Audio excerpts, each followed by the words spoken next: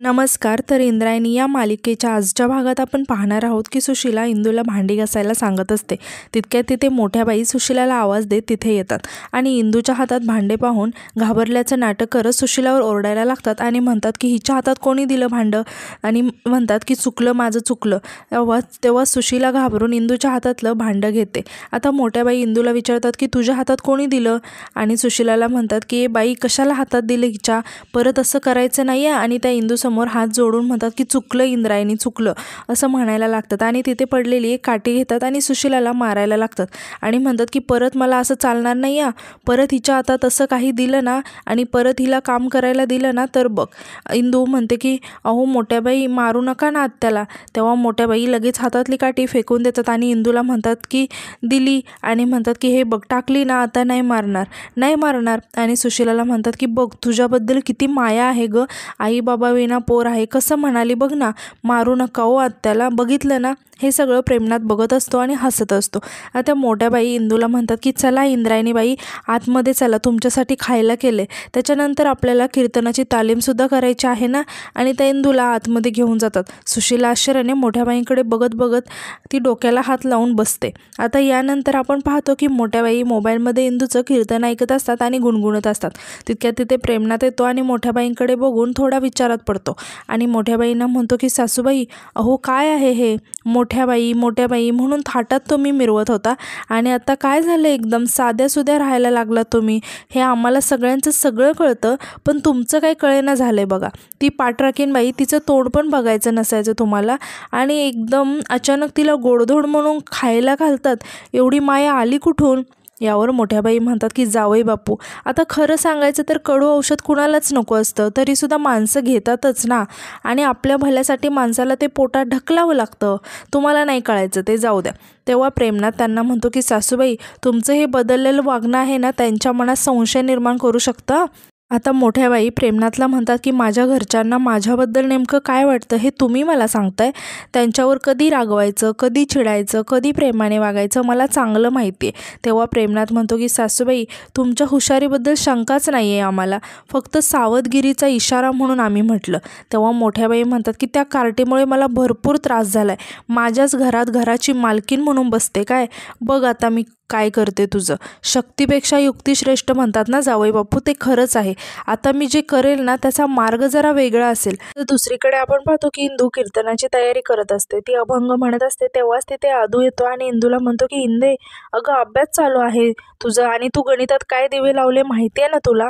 इंदू आदूला म्हणते की आदू तू पण म्हण ना, कसलं भारी अभंग आहे. यावर आदू इंदूला म्हणतो की अगं तू आल्यापासून अभंगच म्हणते, अभ्यास तू केलाच नाही, अभ्यास कधी करणार. तेव्हा इंदू म्हणते की तू पण म्हण ना. आदू म्हणतो की तूच म्हणत बस अभंग, मी चाललो मंदिरात अभ्यासाला. तितक्या तिथे मोठ्या बाई येतात आणि आदूला विचारतात की काय चाललंय आदोक्षच तुमचं. तेव्हा आदू म्हणतो की आई ही बघ ना इंदू, मी अभ्यास करत होतो तर मला डिस्टर्ब करते म्हणून मी चाललो अभ्यास करायला मंदिरात. तेव्हा मोठ्या बाई म्हणतात अधोक्षज, अरे आपलं कीर्तनकारांचं घर आहे, आपल्या घरामध्ये अभंग ओवी हेच ऐकू येणार, दुसरं काय ऐकू यायचं आहे. त्यातून आपली इंद्रायणी इतकी छान गाते. आणि त्या इंदूला म्हणतात की इंद्रायणी म्हण बघू तू अभंग. आदू म्हणतो की आई तू ऐकत बस, मी चाललो माझा अभ्यास करायला. असं म्हणून आदू तिथून निघून जातो. मोठ्या बाई इंदूला म्हणतात की मग अभंग म्हण बघू इंद्रायणी. तेव्हा इंदू मोठ्या बाईंकडे बघत म्हणते की मोठ्या बाई आदू, आणि परत ती थोडंसं थांबते आणि घाबरत म्हणते की आदोक्षज जो म्हणाला ना ते खरंच होतं, मी गणिताचा अभ्यासच नाही केला. मोठ्या बाई म्हणतात की नाही का इंद्रायणी, हे बघ तुला जर गणितातलं काही पण अडलं ना तर मला येऊन विचारायचं, माझं गणित एकदम पक्कं आहे. इंदू आश्चर्याने विचारते की काय सांगता. मोठ्या बाई म्हणतात की खरं तेच सांगते. इंदू म्हणते की हे तर बेस्ट झालं की, आणि ती म्हणते की मला एक गणित आडले ते मी तुम्हाला विचारते, या इकडे. गोप्या टोप्याला विचारलं असतं पण तो खूप नखरे करतो, म्हणजे गोपाळला. तेव्हा मोठ्या बाई इंदूला म्हणतात की गोप्या म्हण, टोप्या म्हण, काय म्हणायचं ते चालेल मला. आता इंदू मोठ्या बाईंना गणित दाखवत म्हणते की हे बघा हे गणित आडले मला.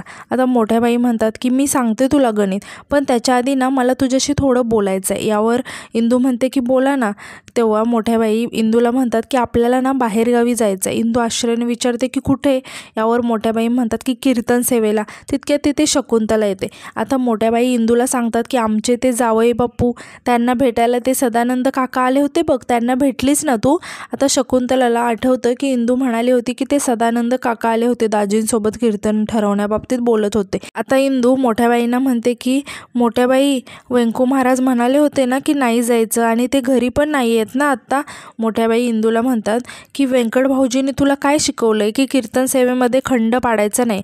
झालं तर मग जाऊया आपण कीर्तनाला. इंदू म्हणते की अहो पण आमची मॅच. मोठ्या बाई म्हणतात की इंद्रायणी, अगदी मॅच महत्त्वाची की कीर्तन. तेव्हा इंदू म्हणते की कीर्तन सेवा. यावर मोठ्या बाई म्हणतात की मग आपण जातोया कीर्तन सेवेला आणि मॅचचं काय ते नंतर पण खेळता येईल ना, पण कीर्तन सेवेमध्ये खंड पडता नाही आला पाहिजे, ती केलीच पाहिजे. आणि उद्याच कीर्तन आहे तेव्हा चांगली तयारी झाली पाहिजे. आता एक काम कर, माझ्या खोलीमध्ये जा आणि चांगली तयारी कर, म्हणजे तिथं तुला कोणी डिस्टर्ब नाही करायचं. इंदू थोडासा विचार करत म्हणते की तुमच्या खोलीत ठीक आहे, जाते.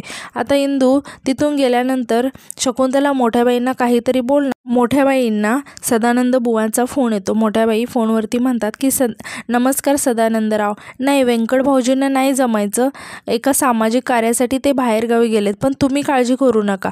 बाल कीर्तनकार इंद्रायणी सोपान वाडीकर येणार आहेत. अहो मी त्यांना घेऊन येणार आहे. हे पहा आम्ही तयारी सुरू केली आहे, तुम्ही तुमची तयारी असू द्या. शकुंतला मोठ्या बाईंकडे आश्चर्याने बघत असते. आता मोठ्या बाई फोन ठेवतात तेव्हा शकुंतला मोठ्या बाईंना म्हणते की अहो हे जे कीर्तन आहे ना, तर या कीर्तनाला जायचं नाही असं यांनी सांगितलं. आता मोठ्या बाई म्हणतात की माहिती आहे मला.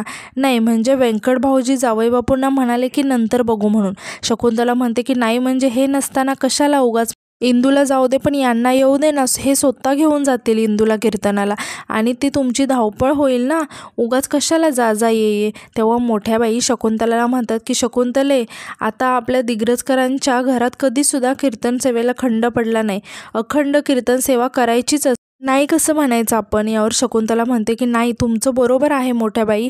तरी पण मोठ्या बाई शकुंतलाला थांबवत म्हणतात की हे बघ, मी दिग्रजकरांची मोठी सून आहे, काही झालं तरी कीर्तन सेवेमध्ये खंड पडू देणार नाही, मी इंद्रायणीला घेऊन जाते असं म्हणून त्या तिथून निघून जातात. आता शकुंतला इकडे विचारात पडते. यानंतर आपण पाहतो की शकुंतला व्यंकू महाराजांना फोन करत असते, मात्र व्यंकू महाराजांचा फोन काही लागत नाही. शकुंतला खूप टेन्शनमध्ये येते आणि ती म्हणते की फोन का लागत नाही यांचा. आणि तिला आठवतं की व्यंकू महाराज म्हणाले होते की म्हणजे परत एकदा जावई बापूंनी परस्पर कीर्तन ठरवलं. शकुंतला खूप वैतागलेली असते आणि ती म्हणते की यांचा फोन का लागत नाही आहे. त्यात मोठ्या बाई इंदूला परस्पर कीर्तनाला घेऊन चाललेत.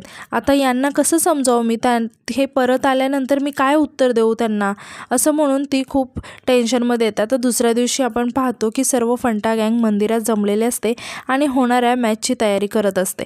मात्र इंदू खूप नाराज होऊन बसलेले असते. आता गोपाळ पप्प्याला म्हणतो की अरे या भोपळ्याला नीट पळता येत नाही आणि हलता पण येत नाही, म्हणून ना याला किपरिंग आणि कॉमेंट्री दिली. यावर सगळेजण हसायला लागतात.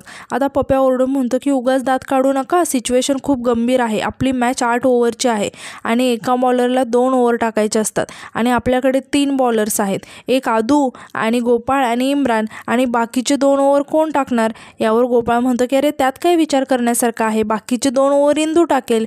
इंदू मात्र काहीच बोलत नाही. आता पप्प्या विचारतो की इंदू मॅच जिंकण्यासाठी काही स्ट्रॅटेजी वगैरे आपल्याला बदला घ्यायचा आहे, बदला. आणि सगळेजण इंदू इंदू म्हणून ओरडायला लागतात. आता इंदू सगळ्यांना म्हणते की अरे थांबा. यावर गोपाळ म्हणतो की आता थांबायचं नाही, आता जिंकायचं आहे. यावर आदू म्हणतो की इंदू तू मेन आहेस ना, 6 बॉलमध्ये 6 छक्के पाहिजेत. यावर गोपाळ विचारतो की म्हणजे. इंदू म्हणते की मी आज मॅचला नाही येऊ शकत. आदू म्हणतो की इंदू तुझी नाटकं माहिती आहे, मागच्या मॅचला पण असंच म्हणाली होती पण आली होती बरोबर मॅच जिंकवायला.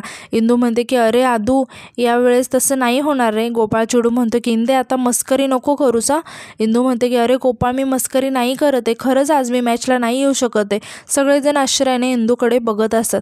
गोपाळ इंदूला विचारतो की अगं पण काय प्रॉब्लेम आहे. इंदू सांगते की माझं कीर्तन आहे, मी 2 दिवसासाठी बाहेरगावी जाते.